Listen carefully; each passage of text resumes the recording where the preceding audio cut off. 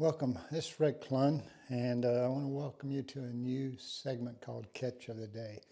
One of the hardest things as an angler now, especially with social media, is we get a lot of questions, which in reality would be impossible to answer them all.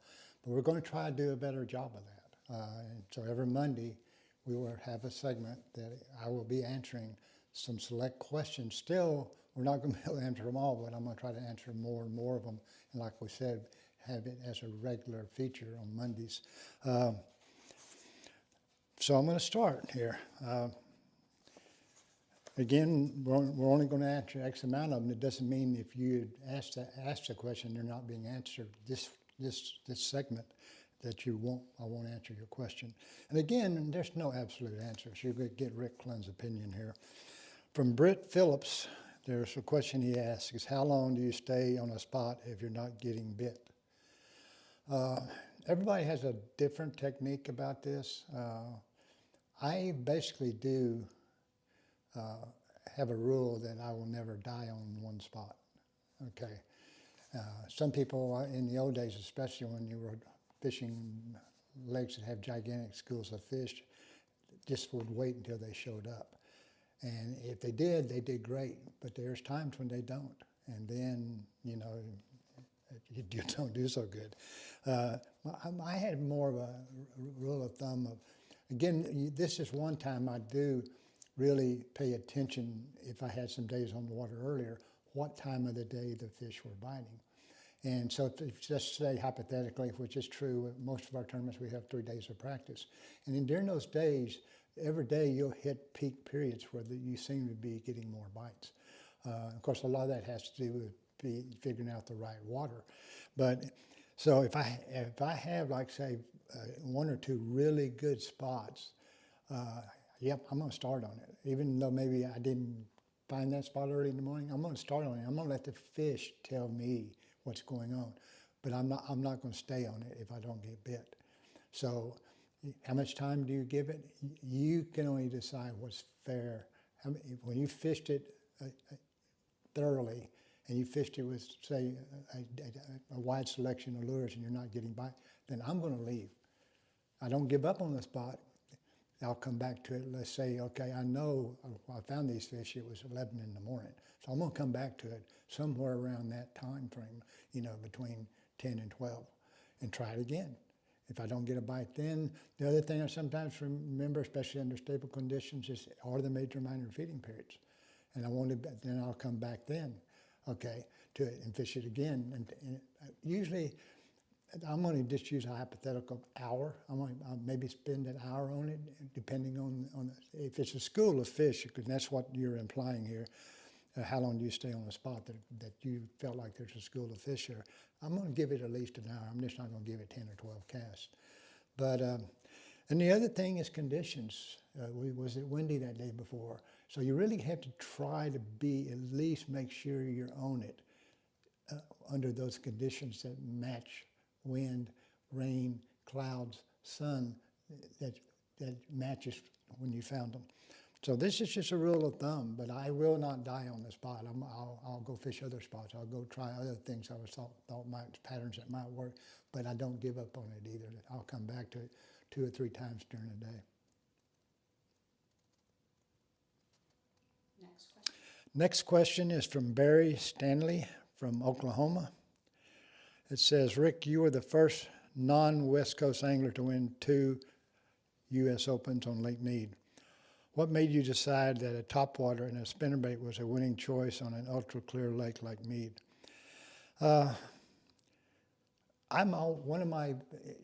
Everybody goes to tournaments, they ask, and we're all guilty of it. We ask, how do the locals fish this lake?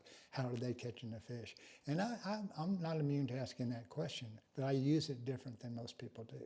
Most people say, okay, they're catching them all on a jig or a worm. Okay, I use it to find out what they're not doing. What they're not doing. And when I first went to Lake Mead, it was deep, clear water, which really goes against, in most people's minds, my style of fishing, which is power fishing, spinnerbaits, topwaters, crankbaits, etc. But at the same time, Nobody was doing that, especially not in July and August when you were dealing every day with 100+ degree temperatures. They're, what they do out there, you'll find real quick, they fish deep with small worms. They fish, and up in the middle of the day, you don't have much shade out there. They fish shade, any shade they can find, you know, rock bluffs, you know, what bushes might be in the water. They really concentrate on the shade. And I really just, and they fish more from numbers. It was only a 5-fish limit out there. And I knew a good bag out there is 8 pounds, 9 pounds, 5 fish. And I said, you know, maybe I only get 4 bites, but what if they're all 3-pounders? You know, what if they're 2-pounders and then with one on 4-pounder? I'm above that 8-pound mark. So I decided just to spend all my time fishing for the right size fish. And I know that fishing power baits is what you will catch.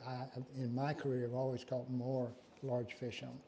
And I learned real quick that the other thing is, Bobby Murray, I said in one of my earlier things I've been doing, one at Lake Mead, burning a spinnerbait. And that was one of my favorite techniques out there, is burning a spinnerbait. Clear water, you don't want them to see it. So you just want them to react to it very quickly. So any cover I could find, any bush in the water, any rock in the water, any little tiny shade pocket, I was going to burn a spinnerbait to it. The first couple of years we were out there, you know, we were throwing topwaters. And topwaters in that time of year was just unheard of. But, you know, the first two were one throwing the Zara spook. And me and Gary Klein's what put both those guys on it. The Zara spook, because we were throwing them in practice. They did a better job in the tournament. They knew the lake. They knew better water. So that was really my choice. Is, you know, and I won on throwing the Rico, my first year. But nobody knows that. Why? Because I wasn't in first place until the final day. And I caught all my fish pretty much on the Rico first, second, and third day. This is 4-day events back then. Now the other part of that story where I caught the giant string, 2 5-pounders, which is unheard of in that time of year on Lake Mead, literally, I caught them in the Grand Canyon. The lake was full for the first time in the history. And I was behind by about 7 pounds. And I knew I had to have some big fish. So the final day, I run all the way up into the muddy rip part of the Grand Canyon. And I caught 2 5s and limit the weight of like 13.5 pounds. So thanks for the question, Barry. I love that lake. I love that's your question. A lot of people still ask. In fact, Don Ivino, when I won this Echo and burning a spinnerbait, said, Clunn's fishing all the wrong stuff. Because I wasn't fishing shade. I was burning a spinnerbait out in the open water and brush and clear, and where the sun was just beating down 110 degrees. Oh boy, here's my buddy Kenyon Hill. Okay, the next question's on the next page. Oh, next question. Sorry, Kenyon, later. Okay, question number 3 is from Billy Pippin from Missouri. Throughout your career, was there ever a time where you did not enjoy fishing? Only during weigh-ins. One of my favorite lines come from Mark Davis from Arkansas, because I always enjoy fishing, even the tough ones, when I'm on the water. There's nothing that'll run a day's fishing quicker than a weigh-in. So, and still weigh-ins are not my favorite times to be. And why do I say that? Because I've had some incredible days on the water, some of the best fishing days, the most fun, and then I weigh in and say I even have 17 pounds. We've done this a lot at the St. Lawrence River the last several years. I've weighed 18, 19 pounds, and I'm not even in the top 50. I had a beautiful, wonderful day of them just blowing that trickster spinnerbait out of the water, these big smallmouth, and weigh in, and then, you know. So I learned to kind of, you know, take that in consideration. But and any of you guys out there that are golfers, your favorite saying is always the best way to run a great day is golfing. So fishing has that element to it at times at the weigh-ins. Question number 4, Miike Ketcher, I think, Ketcher. Kind of a good last name there if you're a fisherman, from Oklahoma. If you could change one thing in your career, what would it be? Whoa.